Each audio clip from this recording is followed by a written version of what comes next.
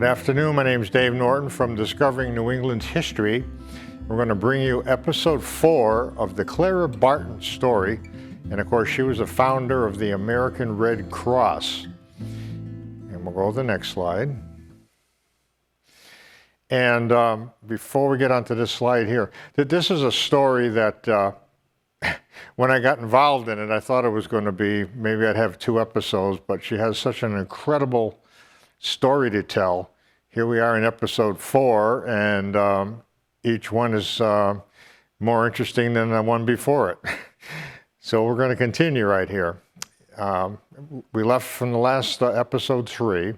She made it all the way to the route to Andersonville, from Washington, D.C. to Savannah, Georgia, Augusta, Atlanta, Macon, and finally Andersonville. And it took 17 days to do that entire trip, right after the end of the Civil War. And she was at that time about 44 years old. And the other gentleman with her, Dorrance Atwater, was 20. And of course, Atwater was the one that made a double copy of the Andersonville death list that he kept. And they were on their way to Andersonville to mark all the graves of the soldiers. So we'll go to the next slide. And from last episode, we finally made it to Andersonville.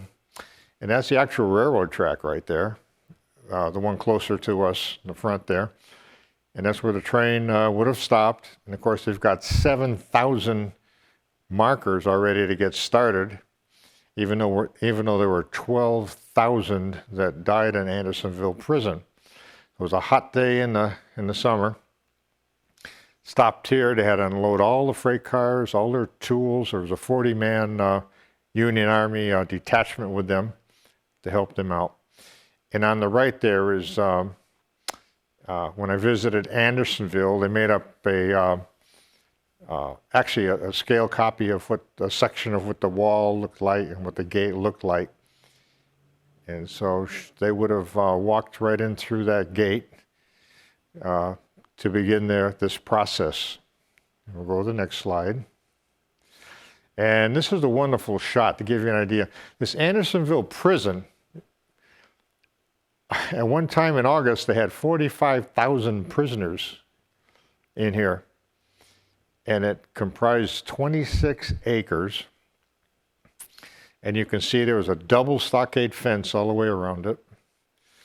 And it was a notorious death camp during the Civil War. The Confederate Army was in charge of it, and all the soldiers that were captured on the different battlefields in the Civil War ended up down here. So we'll go to the next slide. And this is amazing here. This is Sgt Robert Kellogg from the 16th Connecticut Infantry, and this is his observation. When he got off the train, he was captured, of course, opened the gates that we showed you, and this is what he saw. So I'm going to go with this quotation. I'm going to read that exactly as it is. As we entered the place, a spectacle met our eyes that almost froze our blood with horror. And of course, he's marching in there at a group of prisoners right off the train. Before us were walking skeletons covered with filth and vermin. The center of the camp was a swamp filled with excrement, the scent of which was suffocating. And there's a picture of it on the right. We'll go to the next slide. And you can see how crowded it was, unbelievable. Prisoner rations for the daily meal, they would all gather near the front of one of the main gates. This is what you had every single day: rancid pork, wormy beans, and cornmeal mush. And if you're lucky, you got, in August 1864, the rations were cut. So all you had is 1 pint a day of boiled rice. That's it. And of course, all the disease was quite prevalent there. Go to the next slide. And that's a picture as it is today with all the markers, grave markers. Only in one section of it. I mean, it goes on and on. And I made some interesting observations here. The Andersonville deaths of New England soldiers. How many New England soldiers are actually buried here? From Connecticut, 315. From Maine, 233. Massachusetts, 768. New Hampshire, 124. Rhode Island, 74. And of course, all prisoners, the total is, actually, Connecticut is 1,509. And all the prisoners that died, there was 12,920. We'll go to the next slide. Now, what they did, Clara Barton, of course, she's from North Oxford, Massachusetts, and Dorrance Atwater was from Terryville, Connecticut. And this is a great picture because that's what it looked like. Of course, it was all uneven. There's certainly no grass planted there, and they just had hardly any markers on it. But fortunately, Dorrance Atwater is the one that was there, had to make a death list for the commandant at the Confederate prison, and he kept a duplicate for himself. And it was very orderly because he thought something was going to happen at the end of the war and the Confederacy was going to destroy the list. So he kept a duplicate. And you can see what it looked like. It wasn't really on grass. It was hilly. It was, and this is what they did. They started putting these wooden markers down because Dorrance had them all identified. This happened in August 1865. And we'll go to the next slide. And we have a New England connection as well as on my side of the family connection here. On my wife's side, actually, it's a Private James Strawn. He was of the 2nd Connecticut Heavy Artillery. He was captured at Cold Harbor, sent down here. And his number is number 4555. And in August of 1864, he died at Andersonville. And I got 2 pictures here just to give you an idea. On the left is an actual picture. It shows you how all they did was dig a deep trench, put the bodies in, shoulder to shoulder, close as they could, all the way down. And of course, they had them all numbered. And on the right, that's an idea of the same trench, what it'll look like today. And what I did is, if you just look on the right, you can see the person there with the red shirt on. That was my wife, and she's standing at the position, actual position of where Private James Strawn was buried. So he was just laid in the trench just like that. And if it wasn't for Dorrance Atwater, we would never known what happened to Private Strawn during the Civil War. We'd have no way of knowing which battle he was left on. We would actually never know. So we'll go to the next slide. And it's my wife's picture there. And there it is. We found it, 4555. They're all sequentially numbered. Private James Strawn, gravesite. And we were the first ones of all the generations of the family to actually make it to Andersonville at this gravesite. And we'll go to the next picture. Now, Dorrance Atwater, the U.S. military, after they marked all the graves, they wanted the death list back. And Dorrance Atwater was not going to give it to them because he knew they were going to rip it up and destroy it because they wanted to make peace with the country so that the Union side wouldn't get all upset because if they knew how many people actually died at Andersonville. But Dorrance Atwater wanted, in the worst way, to publish that in every newspaper across the state. So they captured him, went through his house, couldn't find it, and then they sent him to prison in Upper New York, where he was there for 3 or 4 months. Now, Clara Barton, of course, was her friend. This was after the Andersonville, after they marked all the graves. And she found out about it, and she has some contacts. She knew Benjamin Butler over on the left, who was a former Union general, and at that time, he was the Massachusetts governor. And she knew Edward Stanton, the Secretary of the War. So she went to both of those individuals and said, look, what we did here was amazing, and Dorrance Atwater is the one that helps us out. Without him, we never would have known the identity of all those soldiers that died at Andersonville. And she really got his release. They released him out of prison. So he owed all that to Clara Barton. We'll go to the next slide. Now, what they did, of course, the Civil War was over in 1865. Now it's a year later, in 1866. He had his list, and the New York Tribune finally published it. And that's page 1 of it in the middle there, the Union soldiers buried in Andersonville. And there's Clara Barton and Dorrance Atwater. And that's a great piece of history right here, New England history too. And we'll go to the next slide. Now, what I did was there's many, many pages of the role of the missing men in the Civil War. And of course, you know Clara Barton. She had an office in Washington, D.C., and she was going to determine to find out what happened to all the soldiers at the end of the war. And she had made a list up soldiers that didn't come home, and the family wrote her in her office and asking her to help them out. And she put this list together.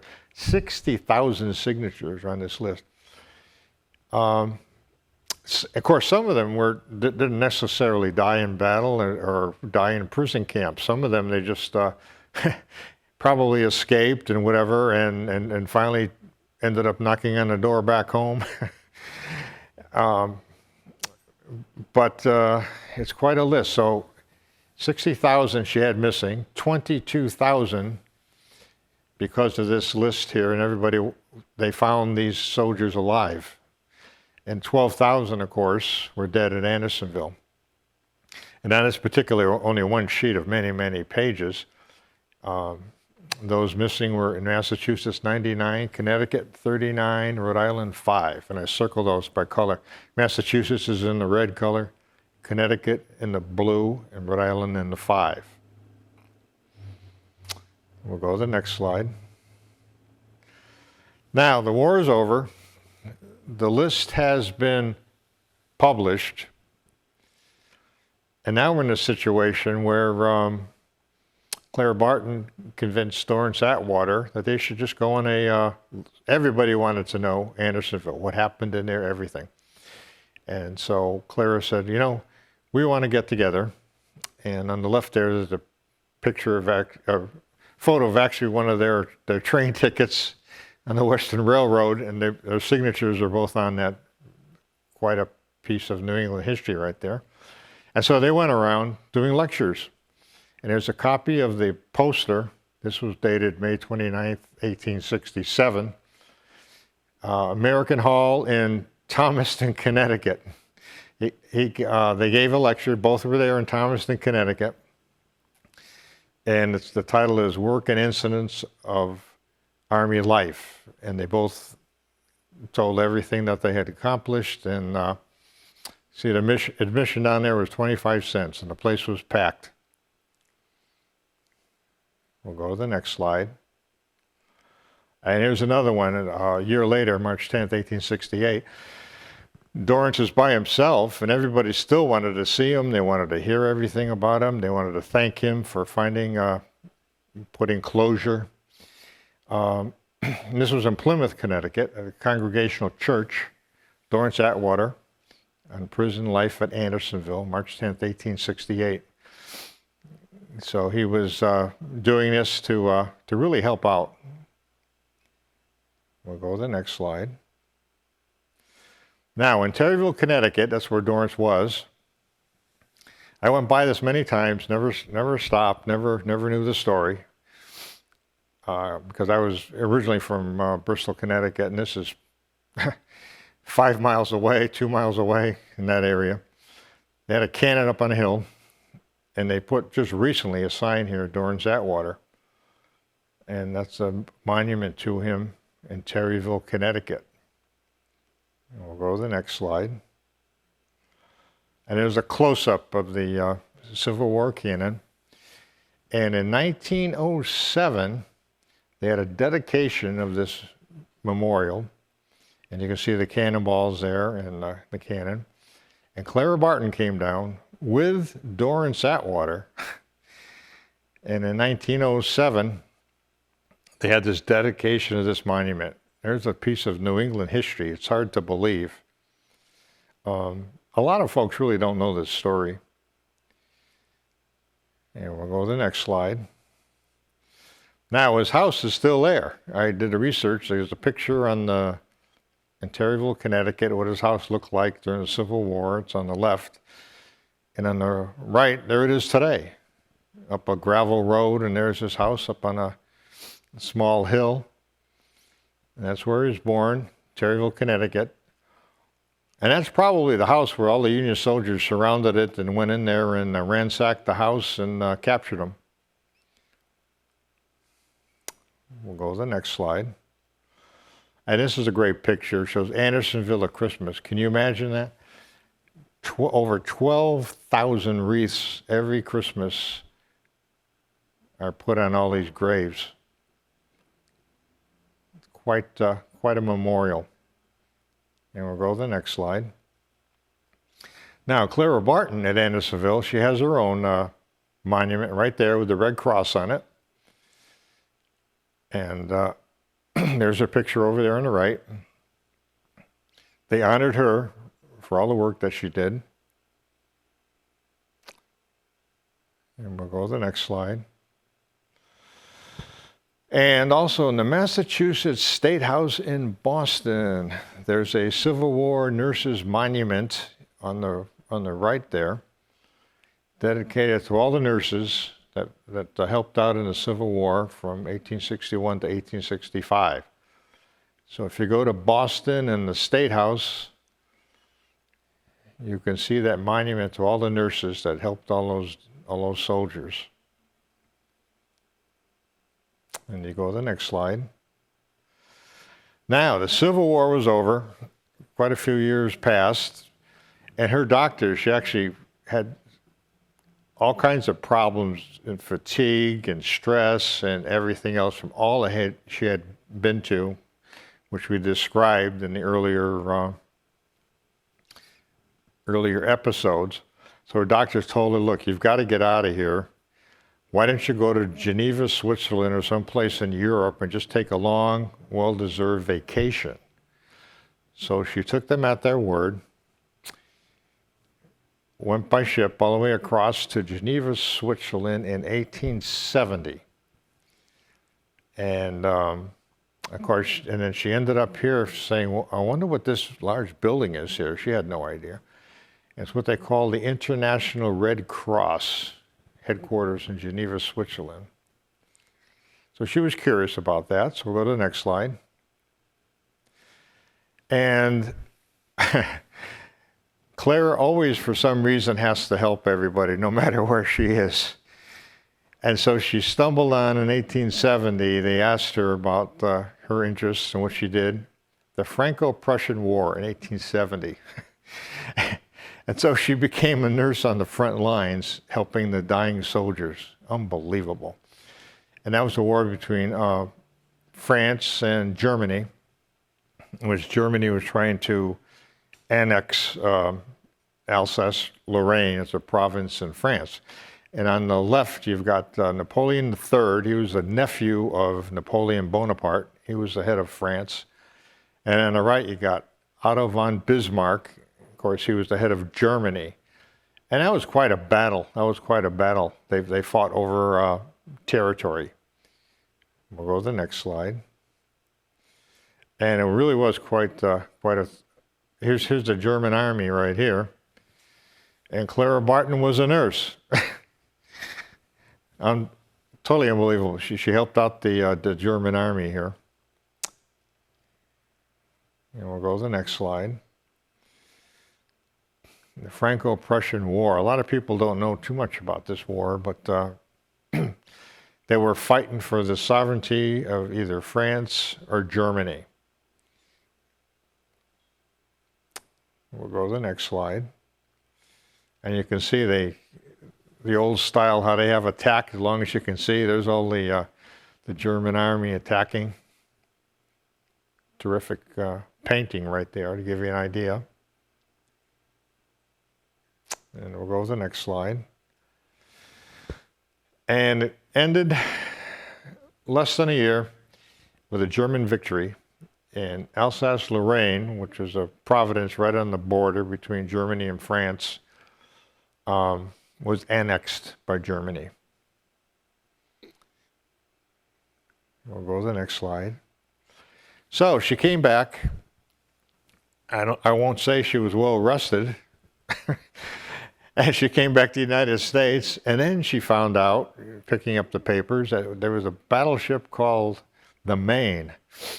And Cuba was trying to gain its independence from Spain in 1898. Okay, and there's a picture of the battleship Maine, was rushed down to protect our interests in Cuba. And it was either a bomb was put on it or whatever, but no one really knows to this day, but it exploded and sank, and there's a picture of it in Havana Harbor over there on the right. And of course, this was 1898 now, and Clara Barton couldn't stay away again. So we'll go to the next slide. So she got involved with the Red Cross. Now they're wearing Red Cross armbands. You can see on the right there, the soldiers and they're called the Rough Riders, and Teddy Roosevelt was in charge of them, and they were sent down there to protect our interests and to protect our citizens that were actually in Cuba. And that was 1898. We'll go to the next slide. And here's a great picture. This was taken actually in the end of the Spanish-American War. You've got the Army nurses, and that's what they wore. That's their uniforms. You can see the red crosses on their sleeves. And they were a big part of this Spanish-American War. And at the end of that, of course, Spain was defeated. Cuba got their independence. And Teddy Roosevelt was very famous for the charge up in San Juan Hill.